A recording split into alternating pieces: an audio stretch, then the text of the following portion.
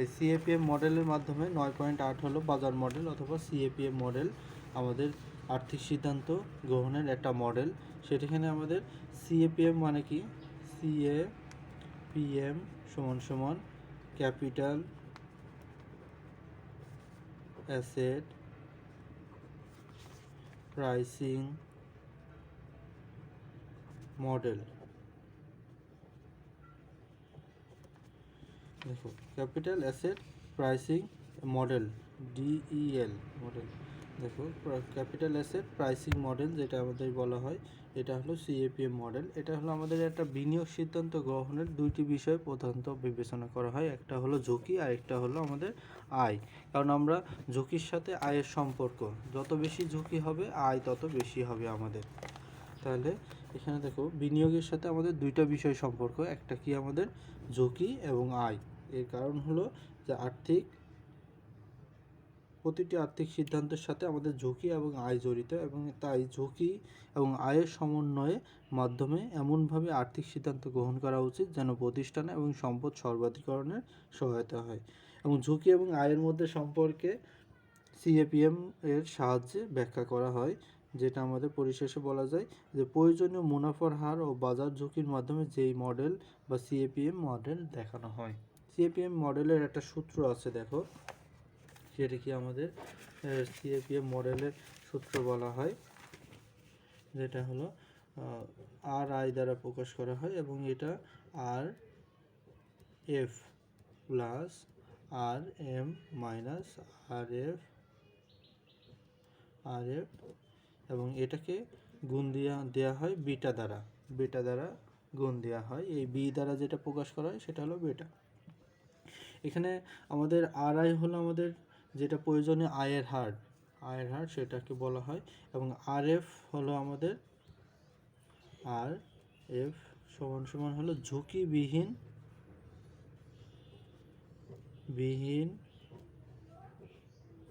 আয়ের হার। আর এফ হলো আমাদের ঝুঁকিবিহীন আয়ের হার, এবং যেটা হলো আর আই হলো ঝুঁকি আয়ের হার নির্ণয় করার, গড় আয়ের হার নির্ণয় করা। আর বিটা হলো এটা হলো বিটা আর আর এম সমান সমান হলো আমাদের মার্কেট ঝুঁকি বা বাজার ঝুঁকি,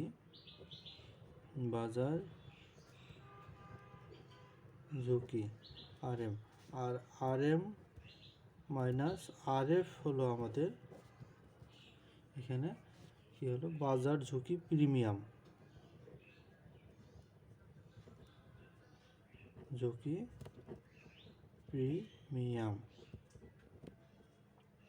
যেটা বলা হয় আমাদের। তাহলে আর এম হলো আমাদের বাজার ঝুঁকি, আর বিটা হলো বিটা সহগ যেটা আমাদের আছে, আর আর এফ হলো ঝুঁকিবিহীন আয়ের হার বা আয়ের হার যেটা আছে আমাদের, সেটাকে বলো কি বললা স্যার? আর এম বাজার ঝুঁকি। হ্যাঁ, এটা হলো বাজার ঝুঁকি, আর এমটা হলো বাজার ঝুঁকি, যে বাজারে আমাদের কি পরিমাণ ঝুঁকি আছে সেটা আমাদের প্রকাশ করা হয় আর এম দ্বারা। এবং ঝুঁকি প্রিমিয়াম বলা হয় যেটাকে হলো আর এম মাইনাস আর এফ, মানে এই বাজার ঝুঁকি থেকে ঝুঁকিবিহীন আয়ের হারটা বাদ দিলে আমাদের বাজার ঝুঁকি প্রিমিয়াম বলা হয়, যেটা ঝুঁকিমুক্ত সম্পদের বিনিয়োগের জন্য বিনিয়োগকৃত ঝুঁকিমুক্ত আয়ের হার সে অতিরিক্ত যে প্রত্যাশা করেন তাকে বলা হয় ঝুঁকিবিহীন প্রিমিয়াম বা ঝুঁকি গ্রহণ করে। তো এইটার আমাদের কিছু অনুমিত শর্ত আছে, যে সিএপিএম মডেল বি হলো বেটা হলো মানে ঝুঁকি পরিমাপের একটা সহগ, অপরিহার্য ঝুঁকি। যে আমরা একটা ঝুঁকির দুই প্রকার দেখছিলাম না, একটা হলো পরিহারযোগ্য ঝুঁকি আর একটা হলো অপরিহার্য ঝুঁকি।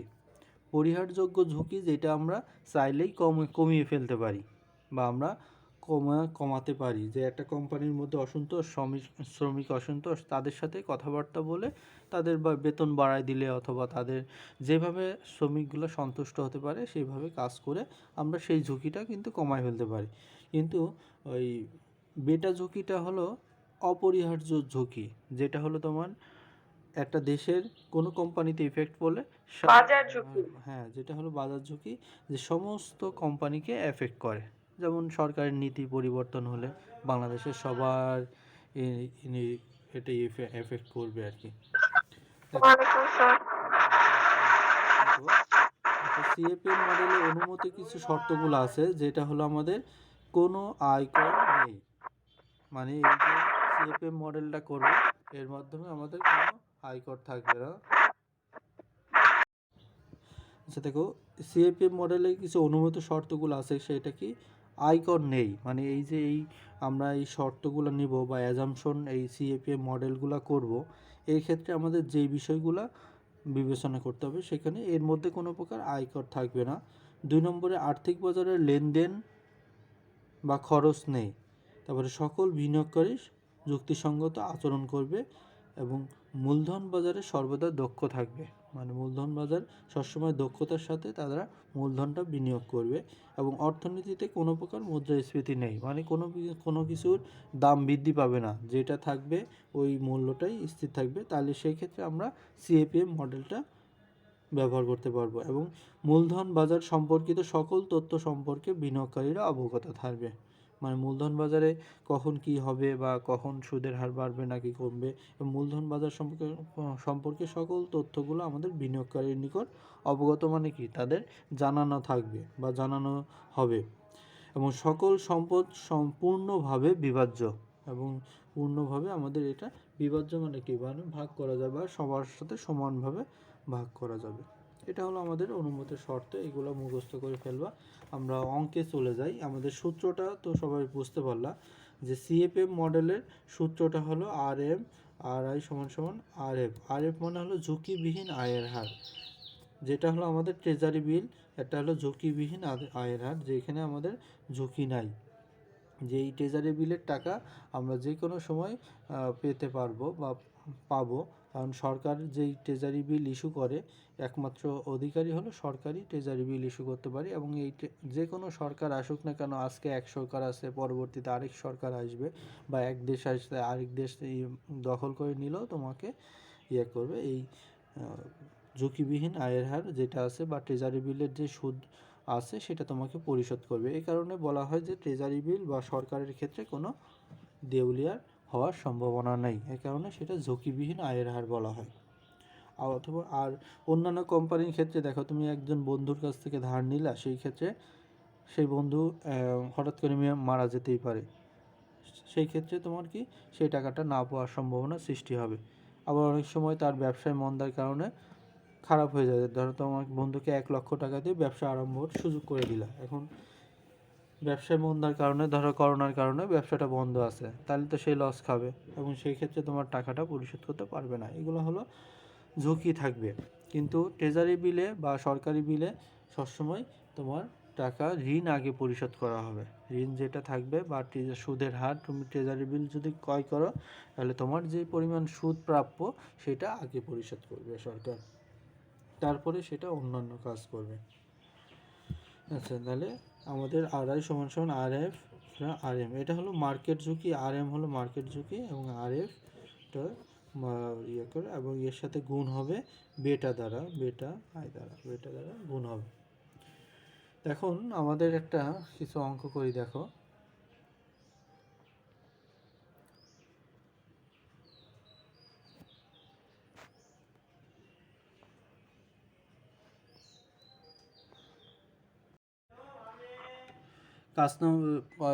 কর্মপত্র 4 নম্বরের আমাদের কত বড় 1 নম্বর অঙ্ক। আমাদের দেখো কি লেখা আছে, এখানে লেখা আছে জনতা কোম্পানির বেটার পরিমাণ আমাদের 1.2 বেটা আমাদের দেওয়া আছে। তাহলে আমার বেটা সহগ যেটা আছে সেটার মান দেওয়া থাকলো। এবং বাজার আয়ের হার কোনটা আমাদের, যেটা RM, বাজার আয়ের হার হলো আমাদের কত 12%। এবং টি বিল মানে হলো ট্রেজারি বিল, এটা হলো ইংরেজিতে আমাদের বলছে টি বিল মানে হলো ট্রেজারি বিল আমাদের ঝুঁকি মুক্ত আয়ের হারের একটা। তাহলে টি বিল লেখা থাকলেও আমাদের বুঝে নিতে হবে এটা ঝুঁকিমুক্ত আয়ের হারের কথা বলা হয়েছে। বুঝতে পারছো? অনেক সময় বলা থাকে যে সরাসরি যে আমাদের ঝুঁকিমুক্ত আয় সমান সমান 5%। আর যদি সেটা বলা না থাকে, যদি বলা থাকে ট্রেজারি বিল অথবা টি বিল লেখা থাকে, তাহলে সেই ক্ষেত্রে তোমরা আবার 5% মনে করে। এটা কিন্তু টি বিল মানে এই চায়ের বিল না, অনেক সময় আবার মনে করতে পারো যে টি মানে চা, চায়ের বিল হলো 5%, এটা কিন্তু চায়ের বিল না, এটা হলো আমাদের টি বিল মানে ট্রেজারি বিল 5% বলা হয়েছে। এবং কোম্পানির প্রয়োজনীয় আয়ের হার কত সেটা আমাদের বের করতে বলছে। তাহলে সেটা সবাই খাতা কলম বের করো।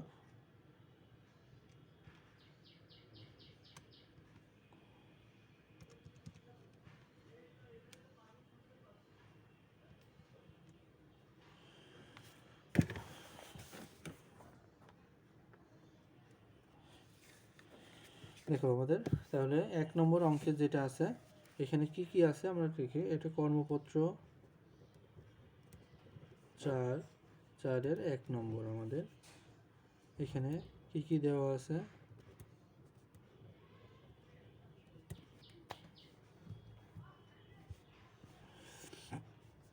এখানে বিটা মানে হলো বিটা বা বিআই সমান সমান আমাদের কত 1.2 দিয়ে আছে। তারপরে বাজার আয়ের হার যেটা RM সমান সমান আমাদের দিয়ে আছে কত পার্সেন্ট, 12%। এবং টি বিল বা ঝুঁকি মুক্ত আয়ের হার সেটা RF সমান সমান দিয়ে আছে আমাদের কত 5%। এই বের করে আর প্রয়োজনীয় আয়ের হার আমাদের বের করতে। তাহলে আমরা জানি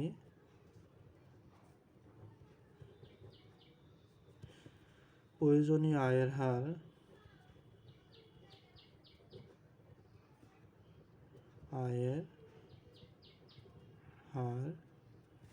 সমান সমান RI সমান সমান কি RF যোগ RM minus RF into beta.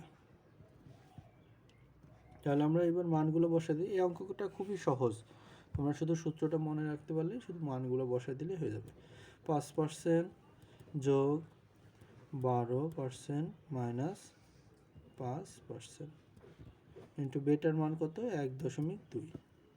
তাহলে 5% যোগ এখান থেকে 12 থেকে বাদ দিলে 7 থাকে, তাহলে 7 ইন্টু 1.2 করে দিলে আমাদের 8.4%।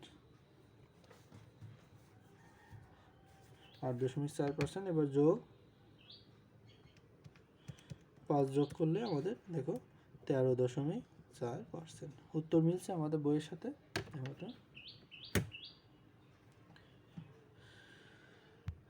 তাহলে হ্যাঁ স্যার মিলছে। 13.4% হয়েছে আমাদের।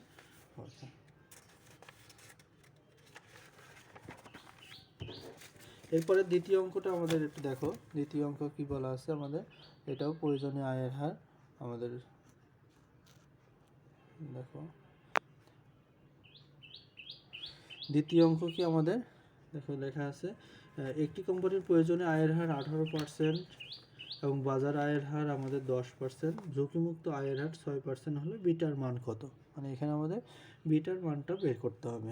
তাহলে সেক্ষেত্রে আমাদের কি করতে হবে দেখো, এখানে আমাদের যেটা দিয়ে আছে কর্মপত্র 2 নম্বরটা, 2 নম্বর হলো প্রথমে আমাদের প্রয়োজনীয় আয়ের হার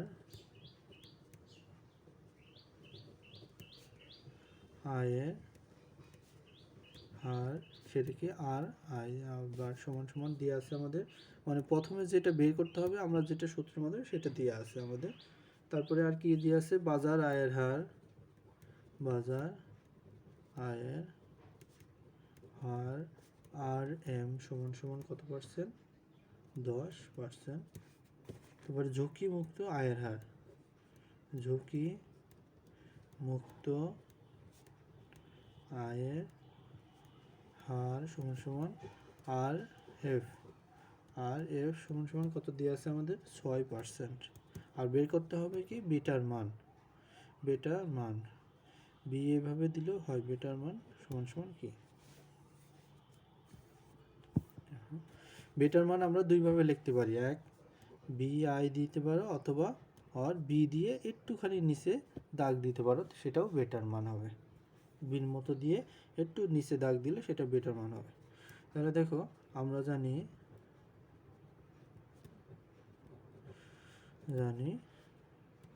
আর আই সমান সমান R F plus R M minus R F into বেটা।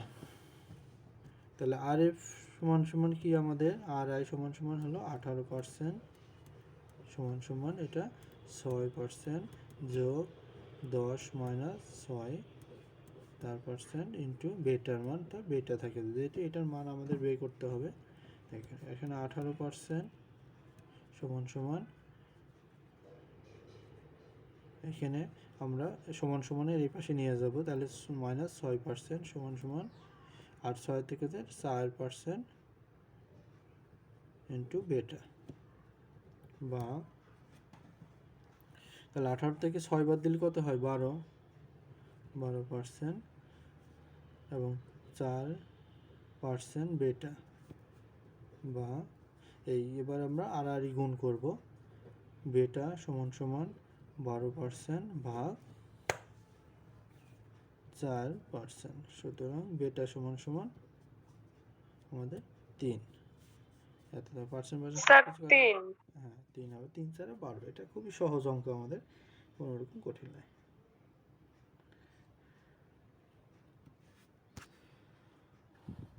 এই দুটো সহজ অঙ্ক আমাদের হয়ে গেল।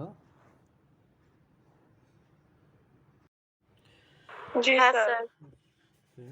3 নম্বর অঙ্কে হলো আমাদের আছে, ক্রিকেটার সাকিব তার সঞ্চিত 1 লক্ষ টাকা আর্থিক বাজারে বিনিয়োগ করতে আগ্রহী এবং তাই তিনি ঠিক করলেন তার বিনিয়োজিত সম্পূর্ণ অর্থ বিভিন্ন কোম্পানির শেয়ারে বিনিয়োগ করবেন। সেজন্য 50,000 টাকা এবিসি কোম্পানির শেয়ারে এবং বাকি 50,000 টাকা সে XYZ কোম্পানির শেয়ারে বিনিয়োগ করলেন। আগামী 3 বছর কোম্পানির দুটি আয়ের হার এবং সম্ভাবনার পরিমাণ নিম্নরূপ। তাহলে আমাদের এখানে আয়ের হার দিয়ে আছে এবং সম্ভাবনার পরিমাণ দিয়ে আছে এবং কোন কোম্পানিতে কত বিনিয়োগ করছেন সেটাও দিয়ে আছে। তাহলে 1 2 3 বছর সম্ভাবনার মান আমাদের দিয়ে আছে 45%, যেটা হলো 0.45 হবে। তারপরে 30% আর 25%, এটা মিলে হবে। আর আয়ের হার দিয়ে আছে আমাদের এবিসি কোম্পানি 12% মাইনাস 10% 35%, আর XYZ হলো 30% মাইনাস 5% এবং 15%। এবং উভয় ক নম্বরে করতে হবে, উভয় কোম্পানির প্রত্যাশিত আয়ের হার নির্ণয় করো। আচ্ছা, আর যদি সাকিবের প্রয়োজনীয় আয়ের হার 15% হয় তাহলে পোর্টফোলিও বিনিয়োগের ক্ষেত্রে যৌক্তিকতা বিচার করো। মানে আমাদের পোর্টফোলিও বিনিয়োগ করবে যে এটা বিনিয়োগের যৌক্তিকতা আমাদের বিচার করতে বলছে। যদি আমাদের 15% হয় এবং পোর্টফোলিও করে দেখব আমরা যদি এই 15% আয়ের হারের থেকে কি বেশি হয়েছে নাকি কম হয়েছে, যদি বেশি হয় তাহলে আমাদের গ্রহণযোগ্য হবে, আর পোর্টফোলিও বিনিয়োগ যদি 15%-এর কম হয় তাহলে সেটা গ্রহণযোগ্য, মানে এই দুইটার কোম্পানি কোনোটাই গ্রহণযোগ্য হবে না। তাহলে প্রথমে আমরা যেটা নির্ণয় করব সেটা হলো আমাদের আয়ের হার নির্ণয় পদ্ধতি। তো প্রত্যাশিত আয়ের হার আমরা নির্ণয় করব ক নম্বরে। বুঝতে পারলে সবাই অঙ্কটা? এটা কি কি নির্ণয় করতে হবে দিয়ে আছে সেটার ক্ষেত্রে আমাদের। তাহলে কর্মপত্র 4-এর 3 নম্বর অঙ্ক সমাধান যেটা আমাদের আছে, সেখানে প্রথমে আমাদের নির্ণয় করতে বলছে প্রত্যাশিত আয়ের হার। তাহলে এ বি সি কোম্পানির প্রত্যাশিত আয়ের হার। এখানে আমাদের একটা জিনিস লিখতে হবে, কি দেওয়া আছে, কি কি আমাদের দেওয়া আছে সেগুলো লিখতে হবে। এখানে P1 এর মান দিয়ে আছে কত আমাদের 45% বা 0.45। P2 এর মান দিয়ে আছে আমাদের 30% বা 0.30। P3 এর মান দিয়ে আছে আমাদের কত 25% বা 0.25। দেখো এইগুলো যোগ করলে আমাদের মান হবে 1। এগুলো দিয়ে আছে এবং এবিসি কোম্পানির প্রত্যাশিত আয়ের হার আমাদের দিয়ে আছে এবং R1 সমান সমান কত আমাদের 12%, R2 সমান সমান -10% এবং R3 সমান সমান আমাদের 35%। তাহলে আমরা জানি যে এটা আমরা কোন সূত্রের মাধ্যমে করব বলো তো আমাদের, যে আমরা তো পোর্টফোলিওর সূত্র শিখছি, তারপরে সম্ভাবনার মান থাকলে একরকম সূত্র শিখছি আমরা, এবং সম্ভাবনার মান না থাকলে আরেক রকম সূত্র শিখছি। এখানে আমাদের কি সূত্র কোনটা করতে হবে বলো তো? স্যার প্রত্যাশিত আয়ের হারের সূত্র। প্রত্যাশিত আয়ের হারের সূত্র তো হবেই, সেটার সাথে আমাদের যোগ করতে হবে এখানে সম্ভাবনার মান আছে, তাহলে সেই ক্ষেত্রে আমাদের প্রত্যাশিত আয়ের হার কী হবে। তাহলে সেখানে আমাদের আর বার এ বি সি সমান সমান কী হবে আমাদের summation R I into P I, এই সূত্রটা হবে আমাদের, যেহেতু প্রত্যাশিত আয়ের হার বললো এই সূত্রটা হবে এবং সেখানে সম্ভাবনার মান আছে আমাদের। তো এখানে R1 into P1 plus R2 into P1 P2 plus plus R3 into R3 P3। P3। এখন আমরা মানগুলো বসাবো। 12 ইন্টু 0.45 যোগ -10 ইন্টু 0.30 যোগ 35 ইন্টু 0.25। এটা আমাদের গুণ করলে চলে আসবে। দেখো 12 ইন্টু 0.45 করলে আমাদের 5.4 আসে, আর এখানে মাইনাস হবে কারণ হলো -10 আছে, -10 ইন্টু 0.3 দিলে 3 আসে, তাহলে 3 মাইনাস হবে প্লাস 35 ইন্টু 0.25 8.75 হবে। তাহলে এগুলো আমরা যোগ করি, যে 8.75 যোগ 5.4 মাইনাস 3 করলে আমাদের স্যার 11.15। 11.15 বা 11.15%। মিলছে সবার? হ্যাঁ ওকে, জি স্যার। ঠিক আছে। স্যার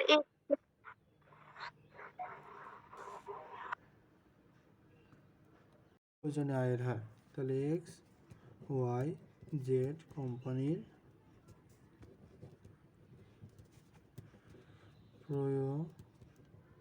প্রয়োজনীয় আয়ের হার। সবাই সূত্রগুলো খুব ভালো করে মুখস্থ করে ফেলবা, নাহলে কিন্তু অঙ্কগুলো করতে পারবে না। তোমার সূত্রগুলো মনে থাকলে খুব সহজে অঙ্ক করে দেবে। এই যোগ বিয়োগ করা খুব কঠিন কাজ না, কিন্তু সূত্রগুলো মনে রাখাই কঠিন কাজ। সূত্রগুলো মনে রাখবা, তার সাথে আমাদের, তাহলে সব কিছু তোমরা খুব সহজে করতে পারবা, খুব সহজ লাগবে তোমাদের। তাহলে সামেশন আমাদের প্রয়োজনীয় আয়ের হার সূত্র হলো summation R I into P I. তাহলে R1 ইন্টু P1 যোগ R2 ইন্টু P2 যোগ R3 ইন্টু P3। তাহলে R1 আমাদের হবে মান কত, 30% আমাদের আছে, 30 ইন্টু 0.45 যোগ, তারপরে আছে -5 ইন্টু কত পার্সেন্ট, 0.30, একটা ব্র্যাকেট হবে, যেহেতু মাইনাস আছে তাই ব্র্যাকেটে দিলাম আমরা, আর 15% ইন্টু 0.25। গুণ করলে আমাদের হবে কত, দেখো 30 ইন্টু 0.45 13.5 মাইনাস 5 ইন্টু 3.3 দিলে 1.5 প্লাস 15 গুণ 0.25 দিলে 3.75। তাহলে এটা করলে হবে 13.5 মাইনাস 1.5 করলে 15.75%। এটা হলো আমাদের দ্বিতীয়টার আয়ের হার হলো। এবার ক নম্বর শেষ, এবার আমাদের খ নম্বরে করতে হবে। খ নম্বরে বলছে যদি সাকিবের প্রয়োজনীয় আয়ের হার 15% হয় তাহলে পোর্টফোলিও বিনিয়োগের ক্ষেত্রে আমাদের যৌক্তিকতা বিচার করো। তাহলে পোর্টফোলিও বিনিয়োগের ক্ষেত্রে আমাদের যেটা লাগবে সেটা হলো আমাদের আয়ের হার লাগবে এবং ডাব্লিউর মান লাগবে, যেটা পোর্টফোলিও আয়ের হার আমাদের লাগবে। তাহলে আমাদের পোর্টফোলিও আয়ের হার সমান সমান আমাদের কি আমরা জানি আর বার পি সমান সমান summation W I into R bar I.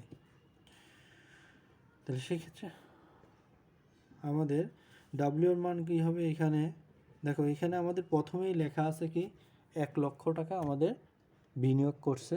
এই বিনিয়োগের যেটা দুইটা কোম্পানি আছে, এবিসি কোম্পানি এবং XYZ কোম্পানি, দুইটাতে সমহারে বন্টন করছে, মানে দুইটাতে সমানভাবে বিনিয়োগ করছে। একটাতে 50,000 করে, আরেকটা করে 50,000। তাহলে ডাব্লিউ এর মান কত হবে? ডাব্লিউ এবিসি কোম্পানির যেটা হবে সেটা কত হবে? 50,000 ভাগ 1 লক্ষ টাকা, মানে টোটাল যে লক্ষ টাকা আছে সেটা তার ভাগ হবে। তাহলে এটা করলে 0.5 আসবে, 50। এবং ডাব্লিউ এক্স ওয়াই জেড হবে আমাদের কত? 50,000 ভাগ 1 লক্ষ করলে আমাদের আসবে কত?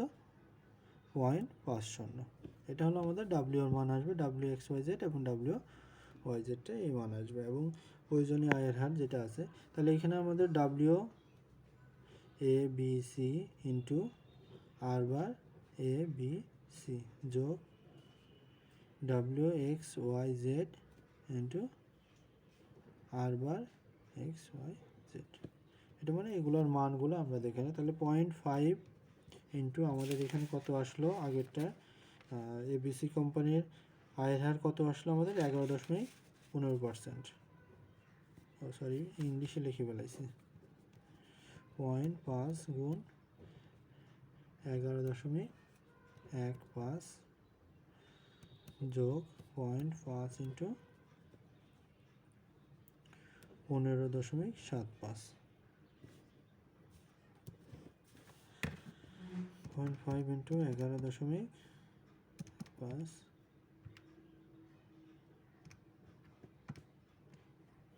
5.575 যোগ 0.5 ইন্টু 15.75 তাহলে 7.875। এই দুটো যোগ করলে কত হবে আমাদের? 13.45। 13.45%। তাহলে বইয়ের সাথে উত্তর মিলছে তোমাদের? দেখো তো, দেখো পোর্টফোলিও আয়ের হার আমাদের তাহলে কত হলো? আমাদের 13.45%। এখন আমাদের দেখো বলছে কি যে যদি সাকিবের প্রয়োজনীয় আয়ের হার 15% হয় তাহলে পোর্টফোলিও বিনিয়োগের ক্ষেত্রে যৌক্তিকতা বিচার করা, মানে আমাদের যেই দুইটা কোম্পানিতে যে বিনিয়োগ করব সেটার যৌক্তিকতা, বিনিয়োগের যৌক্তিকতা বিশ্লেষণ করতে বলছে। এখন আমার একটা জিনিসই বলছে কি আমরা 15% হলে আমরা সন্তুষ্ট হব, অথবা 15% হলে আমাদের কোম্পানিতে লাভ হবে, বা আমাদের প্রয়োজনীয় আয়ের হার আমাদের দরকার 15% আয়ের, না হলে আমরা এই ব্যবসাটা পরিচালনা করতে পারবো না। কিন্তু আমাদের আয়ের হার হয়েছে 13.45%, তাহলে আয় কম হয়েছে। আমরা যদি একটা পণ্য থেকে 15 টাকা লাভের চিন্তা করি, কিন্তু সেখান থেকে লাভ হয়েছে তার থেকে কম, তাহলে সেই ব্যবসায় কি আমরা পরিচালনা করব? সেটা অবশ্যই সেটা পরিচালনা করব না। তাহলে সেই ক্ষেত্রে আমরা লিখব কি যে পোর্টফোলিও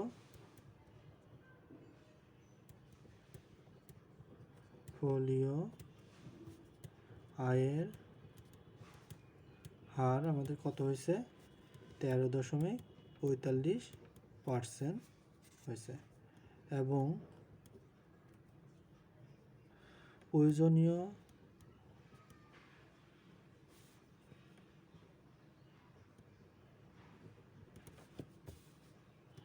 আয়ের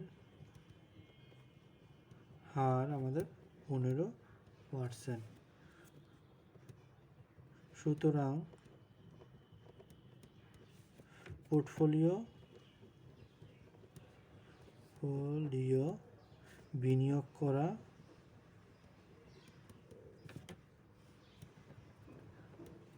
উচিত হবে না,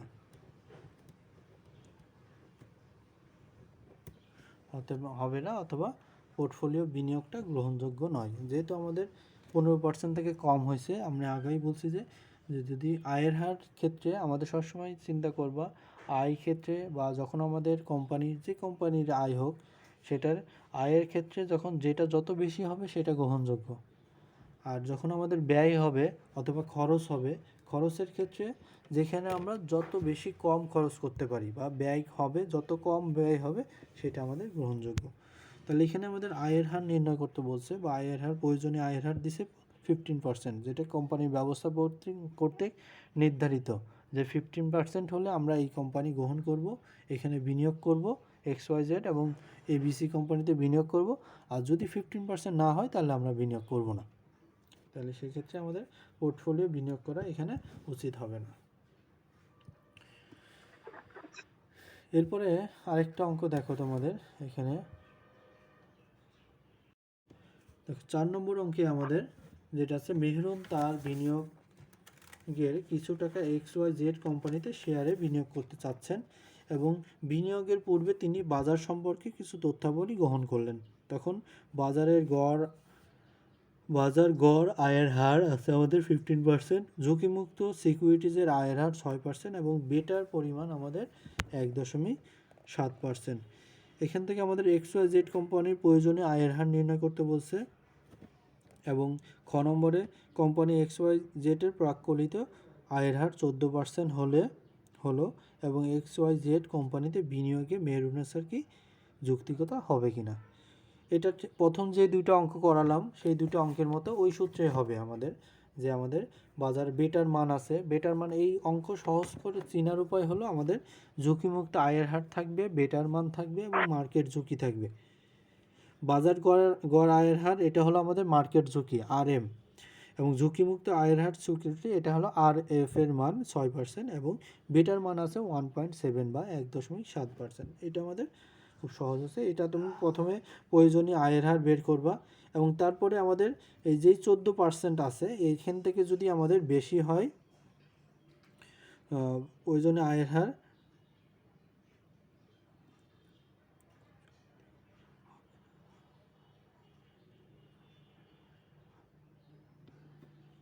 দেখো, যদি আমাদের এখানে যেটা প্রাক্কলিত আয়ের হার আমাদের 14% আছে এবং প্রয়োজনীয় আয়ের হার যদি হয় 21.3% আছে, তাহলে সেক্ষেত্রে এটা গ্রহণযোগ্য হবে না। কারণ হলো বিনিয়োগকৃত বা যুক্তিযুক্ত হবে না, কারণ কি প্রাক্কলিত আয়ের হার প্রয়োজনীয় আয়ের হার থেকে বেশি হতে হবে। তাহলে সেই ক্ষেত্রে আমাদের যুক্তিগত হতো বা আমরা সেটা গ্রহণযোগ্য বা গ্রহণ করতে পারতাম। যেহেতু এখানে প্রাক্কলিত আয় আমাদের প্রয়োজনীয় আয়ের হারের থেকে কম, তাই সেটা গ্রহণযোগ্য হবে না। এটা তোমরা নিজেরা করবা। এবং 5 নম্বরটা দেখো কি লেখা আছে। স্যার 4 নাম্বার কি এক্সাম্পল করব? হ্যাঁ, HW তোমাদের নিজের কাছ থেকে এটা বাছাই করবা। 5 নম্বর দেখো, অর্থনৈতিক অবস্থা দিয়ে আছে তেজি ভাব, স্বাভাবিক ভাব এবং মন্দা ভাব। এখানে সম্ভাবনার মান দিয়ে আছে 0.3, 0.4, 0.3 এবং স্টক এ এর আয়ের হার 10%, 15%, 8%। বাজার আয়ের হার আছে আমাদের 20%, 15% এবং 10%। স্টক এর পরিমিতি ব্যবধান ও আদর্শ বিচ্যুতি আমাদের নির্ণয় করতে বলছে এবং স্টক এ এর বিটা পরিমাণ নির্ণয় করো। এটাও আমাদের সেই বের করতে বলছে কিভাবে, যে ইয়ার পরিমাণ বেটার সাহায্যে বেটার মান আমাদের বের করতে বলছে।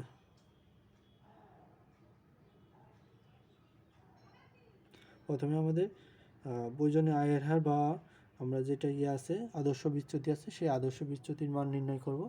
তারপরে আমরা সেটার ক্ষেত্রে স্টক এ নির্ণয় করব এবং স্টক এর প্রয়োজনীয় আয়ের হার বা পরিমিতি ব্যবধান নির্ণয় করব এবং নির্ণয় করার পরে পরবর্তীতে আমরা ঝুঁকিমুক্ত আয়ের হার যেটা আছে সেখান থেকে আমরা এই বেটার মানটা বের করতে পারব। ঠিক আছে, তাহলে গ নম্বরে আমাদের আছে যদি ঝুঁকিমুক্ত আয়ের হার 5% হয় তাহলে স্টক এ প্রয়োজনীয় আয়ের হার নির্ণয় করো। আচ্ছা,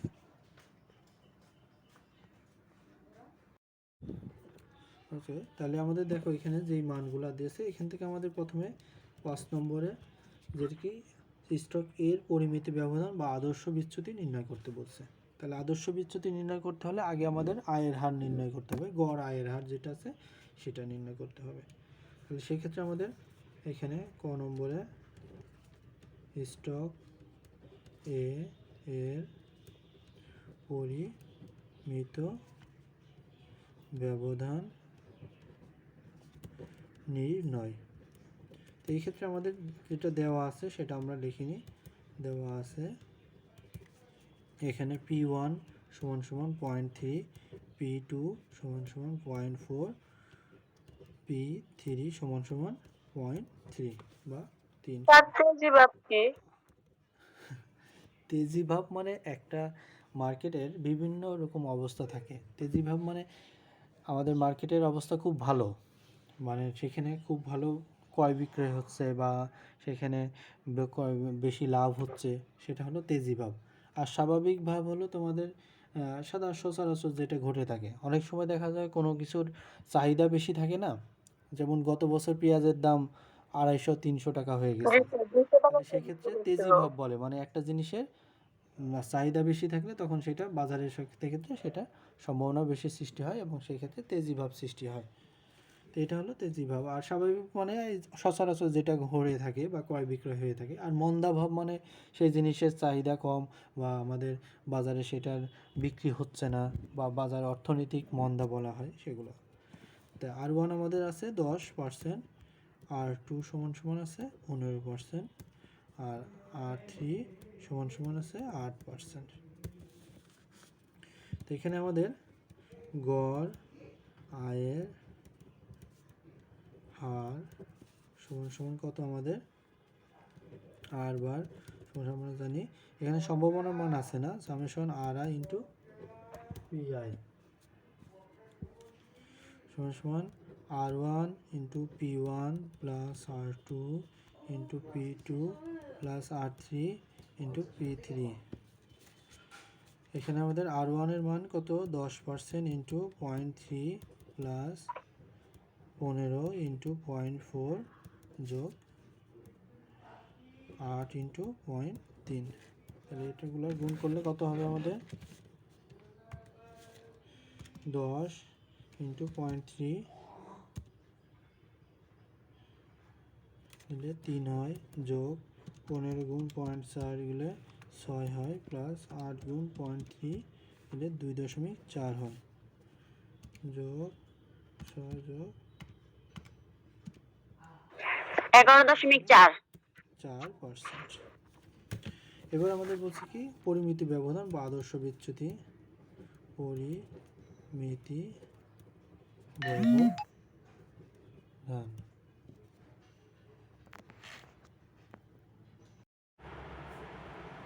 R3 minus R bar whole square into P3 এটা হলো, এবং টোটালটার উপরে আমাদের এটা। এখন শুধু মানগুলো বসাতে হবে আমাদের। এটা কি 10 মাইনাস 11.4% হোল স্কয়ার ইন্টু 0.3 যোগ 15%, 15 মাইনাস 11.4 হোল স্কয়ার ইন্টু 0.4 যোগ 8 মাইনাস 11.4 হোল স্কয়ার ইন্টু 0.3। এই টোটালটার উপর রুট হবে। আচ্ছা, তোমরা এটা সমাধান করে নিও, করে আর পরবর্তী অঙ্কটা আমরা পরবর্তী ক্লাসে করব।